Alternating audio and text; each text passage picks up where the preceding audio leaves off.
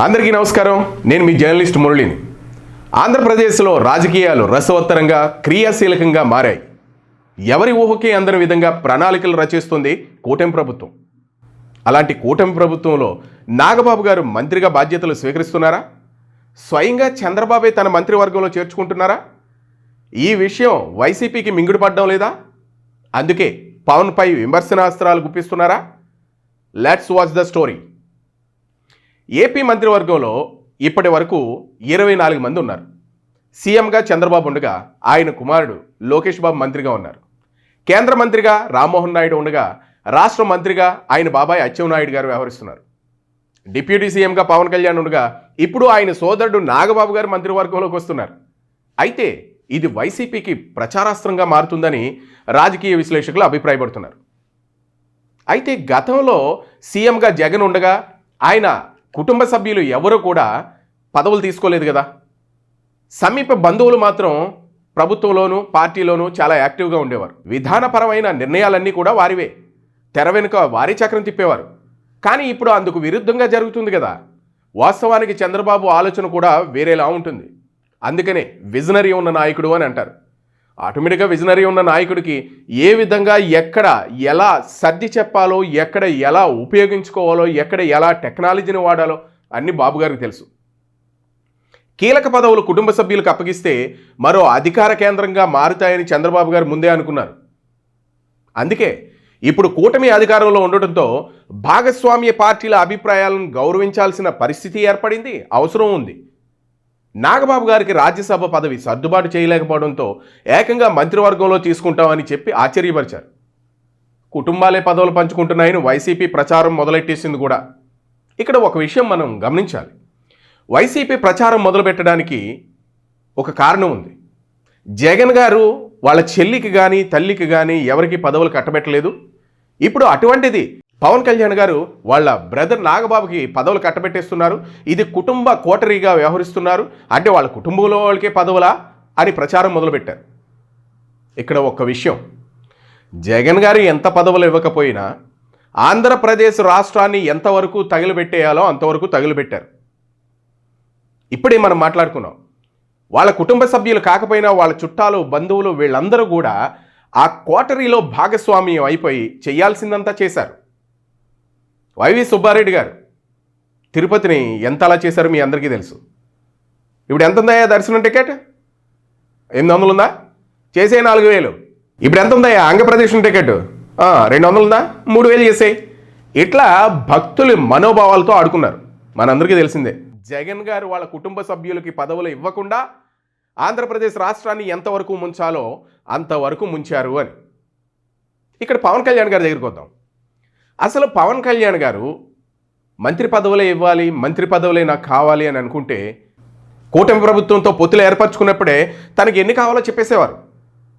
తను ఎయిమ్ అది కాదు, తన టార్గెట్ అది కాదు, తను ఆలోచన విధానం అది కాదు. ముఖ్యంగా వైసీపీ ప్రభుత్వాన్ని గద్దె దించాలి. ఆంధ్ర రాష్ట్రం ఇప్పటికే ఆక్సిజన్ లేకుండా అయిపోయింది. అటువంటి ఆంధ్రప్రదేశ్కి ఆక్సిజన్ అందివ్వాలి, అది నా టార్గెట్ అని చెప్పుకుని వచ్చారు. అలా చెప్పాలి అని అనుకుంటే నాగబాబు గారిని కూడా ప్రచారాస్త్రం కింద వాడుకుని నాగబాబు గారిని కూడా మన కూటమి ప్రభుత్వంలో ఒక సభ్యుడిగా మోడీ గారితో చెప్తే ఎందుకు పని అవ్వదు? అసలు అయిందిగా.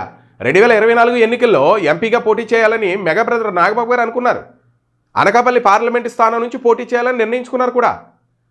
ఆ పార్లమెంటు స్థానం పరిధిలో యలమంచిలో నివాసం కూడా ఏర్పాటు చేసుకున్నారు.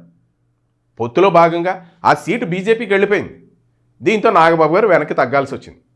పోనీ రాజ్యసభ పదవి ద్వారా పార్లమెంట్లో అడుగు పెట్టాలని అనుకున్నారు. చివరి నిమిషంలో మారిన సమీకరణాలు అవకాశం లేకుండా చేశాయి.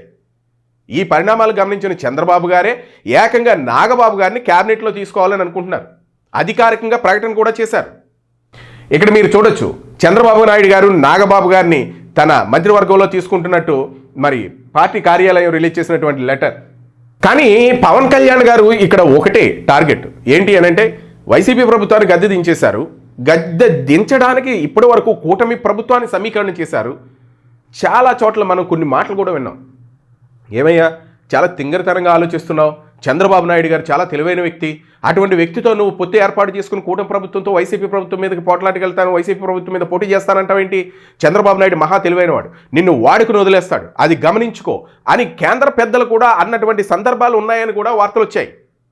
అటువంటి వాటిని కూడా తీసుకుని దాన్ని మింగుడు చేసుకుని వైసీపీ ప్రభుత్వాన్ని గద్దెదించడమే ముఖ్య లక్ష్యంగా పెట్టుకుని చంద్రబాబు నాయుడు గారు జైల్లో ఉన్నప్పుడు తన్ని కలుసుకోవడానికి వెళ్ళి అప్పటికప్పుడు ఆ ములాఖతులో భాగంగా ఈ నిర్ణయం తీసుకుని కూటమిగా 3 పార్టీలు కలిసి పోటీ చేస్తాయని కేంద్ర పెద్దల్ని ఒప్పించి కూటమి ప్రభుత్వాన్ని ఏర్పాటు చేసిన మహామేధావి అని చెప్పుకోవచ్చు.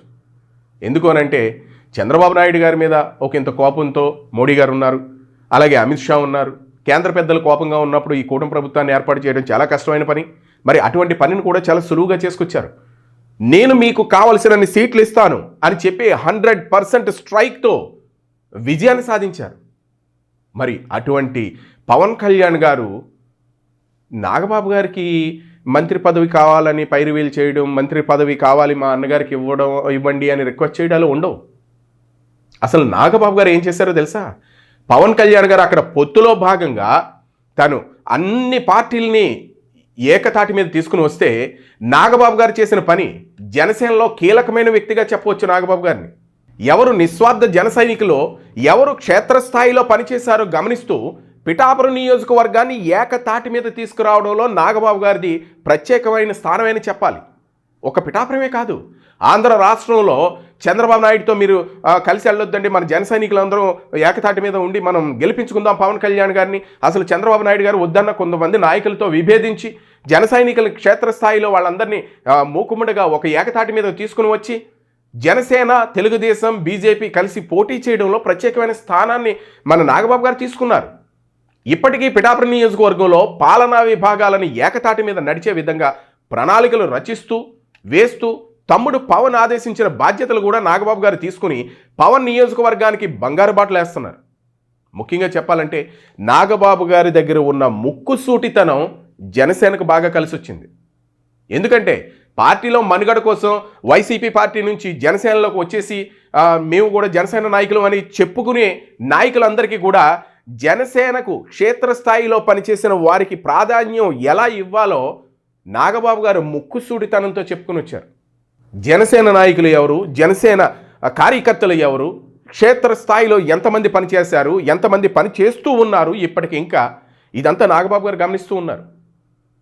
అందుకే వైసీపీ నాయకులు తన ఉనికిని కాపాడుకోవడం కోసం జనసేనలోకి వచ్చిన జన సైనికులకు ఉండేటటువంటి స్థానం, ఆ స్థానాన్ని నాగబాబు గారు అలాగే ఉంచారు. అందుకే నాగబాబు గారు అంటే జన సైనికులకి అంత ఇష్టం అని చెప్పాలి. అందుకే నాగబాబు గారికి చంద్రబాబు నాయుడు గారు కీలకమైన శాఖను అప్పచెప్తున్నారు అని వార్తలు షికారు చేస్తున్నాయి. నాగబాబు గారు ప్రస్తుతం ఏ సభలోనూ సభ్యుడు కాదు. ప్రస్తుతం మండలిలో ఉన్న 4 వైసీపీ సభ్యులు పదవులకు రాజీనామా చేసేశారు. మండలి చైర్మన్ ఇంకా ఆమోదించలేదనుకోండి. అయితే వైసీపీలో మార్చిలో వైసీపీ ఎమ్మెల్సీలు చాలామంది పదవి విరమణ చేస్తారు. అయితే నాగబాబు గారికి ఎటువంటి చింత లేదు. తప్పనిసరిగా 6 నెలల్లో చట్టసభలకు ఎన్నిక కావాల్సి ఉంది. ఈ లెక్కన నాగబాబు గారికి ఇంకా చాలా సమయం కూడా ఉంది. అందుకే ముందుగా ఆయనతో మంత్రిగా ప్రమాణ స్వీకారం చేయిస్తారని తెలుస్తుంది. మెగా కుటుంబ సభ్యుల కోరిక మేరకు 3 పార్టీల ప్రముఖుల సమక్షంలో నాగబాబు గారు మంత్రిగా ప్రమాణ స్వీకారం చేస్తారు. నాగబాబు గారికి సినిమాటోగ్రఫీ మంత్రిగా బాధ్యతలు అప్పగిస్తారని తెలుస్తుంది. ఇప్పటికే ఆ శాఖను జనసేనకు చెందిన కందుల దుర్గేష్ గారికి అప్పగించారు. ఆ శాఖను తిరిగి నాగబాబు గారికి ఇస్తారట. దీంతోపాటు వెనుతల విభాగమైన గ్రీవెన్సెల్కి సంబంధించినటువంటి శాఖను కూడా నాగబాబు కేటాయిస్తారని తెలుస్తుంది. ఏది ఏమైనా తన మంత్రివర్గంలో చంద్రబాబు నాయుడు గారు నాగబాబు గారికి ఒక స్థానాన్ని కల్పించడం మరి జన సైనికుల్లో హర్షాతిరేకాలు అయితే వ్యక్తమవుతున్నాయి. చాలామంది ఈ కూటమి ప్రభుత్వం తీసుకునే నిర్ణయాలు చాలా అద్భుతంగా ఉన్నాయి, ఎవరికి అంతు చిక్కని విధంగా అందరూ కూడా ఆహ్లాదకరమైన వాతావరణంలో పనిచేసే విధంగా నిర్ణయాలు ఉన్నాయని చంద్రబాబు నాయుడు గారిని ఒకంత పైకి ఎత్తేస్తున్నారు. ముఖ్యంగా నాగబాబు గారికి ఏ మంత్రివర్గంలో ఏ బాధ్యతలు అప్పచెప్పినా సరే క్షేత్రస్థాయిలో పనిచేసిన ప్రతి ఒక్కరికి కూడా మంచి మంచి అవకాశాలు వస్తాయి, అలాగే సమన్యాయం జరుగుతుంది అని క్షేత్రస్థాయిలో ఉన్నటువంటి జన సైనికులు సంతోషానికి అవధులు లేకుండా ఉంది. ఏది ఏమైనా కూటమి ప్రభుత్వంలో నాగేంద్రబాబు గారికి ఒక మంచి పదవి అప్పచెప్పడంపై మొత్తం ఆంధ్రప్రదేశ్లో కూటమి ప్రభుత్వ అభిమానులు కానివ్వండి, అలాగే జనసేన అభిమానులు కానివ్వండి, అందరూ కూడా హర్షాతిరేకాలు అయితే వ్యక్తపరుస్తూ ఉన్నారు.